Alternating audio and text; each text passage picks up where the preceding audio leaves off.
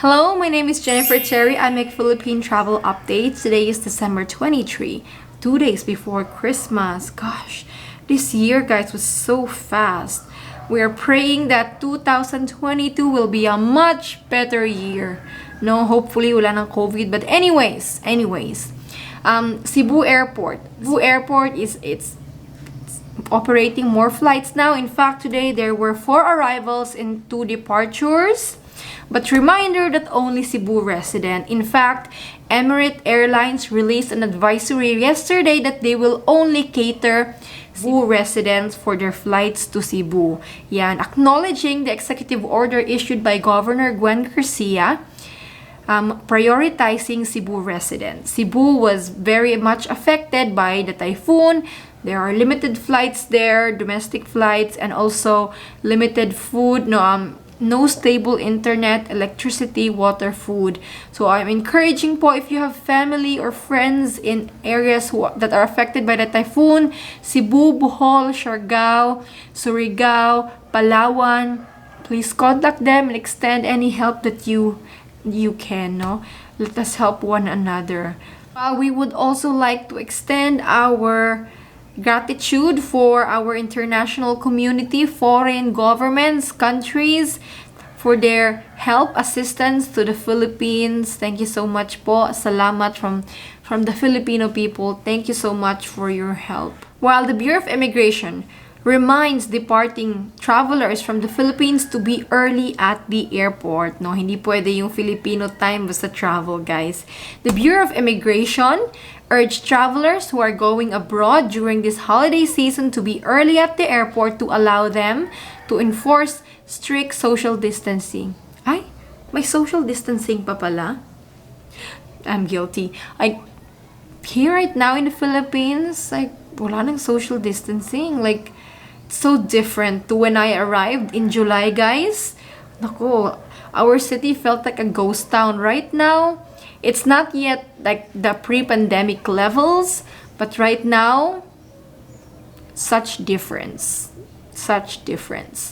Medyo like living with COVID na ngayon ang Philippines. But anyways, for those who will be traveling soon, be early at the airport, especially if you're traveling right now during the pandemic. There are checks, requirements in different countries. So for example, na other countries require vaccination. The Philippines po, even if you're unvaccinated, you can still enter.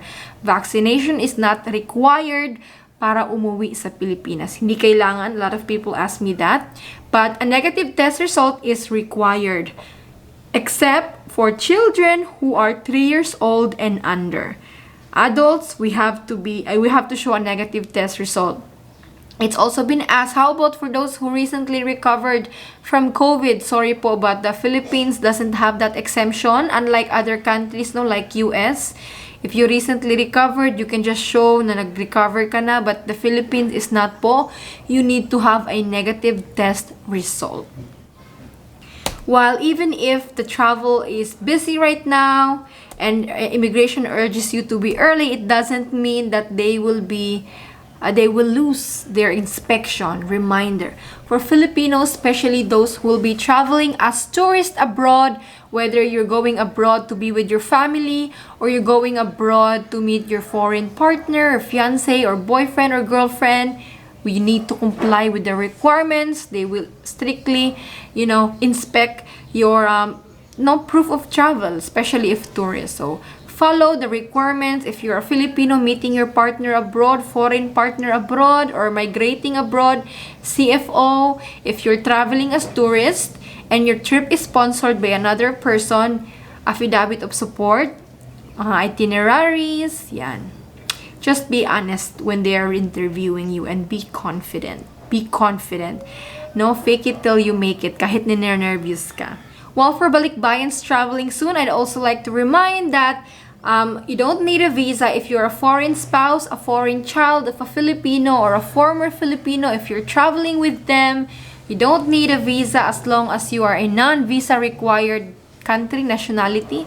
So many countries, no? More than 150, like US, Canada, most European countries, Australia, New Zealand, Yan. Non-visa required if you travel with your Filipina spouse or Filipino parents, or parent. Just bring your birth certificate or marriage certificate. Now about that, you can show a report of marriage, a PSA marriage certificate, or an apostilled marriage certificate. That's your 3 option if you're a spouse, or if you're a child, birth certificate, apostilled birth certificate. But with this, guys, I know of travelers who only brought their foreign marriage certificate or foreign birth certificate. It was accepted naman.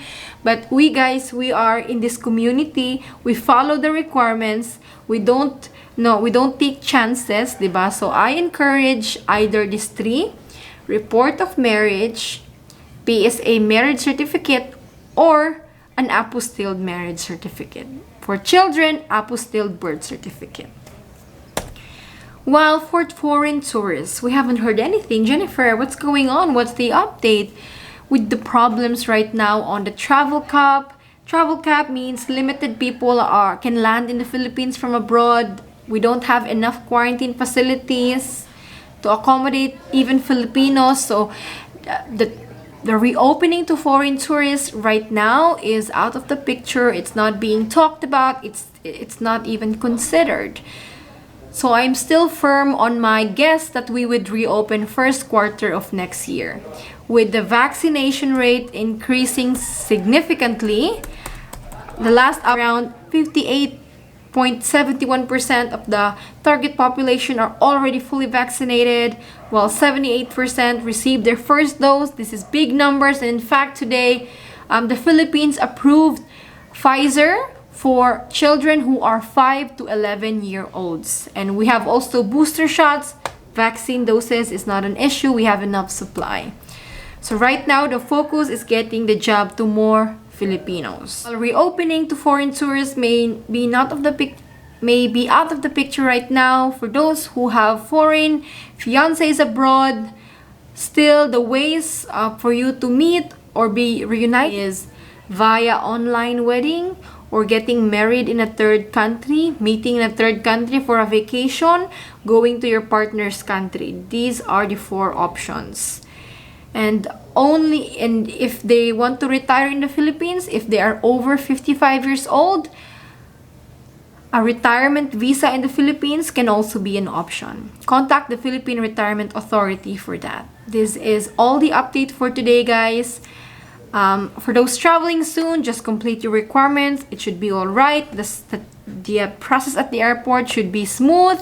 If you're having issues with One Health Pass, just register. If nahihirapan kayo mag-submit ng vaccination certificate o yung negative test result, you know what? You can just bring a printed copy, then present it at the airport. But your process may be a little bit longer than those who already submitted everything online. Pero at least, it's not the end of your trip. You can still travel kahit hindi na submit. This is all for today po. God bless you.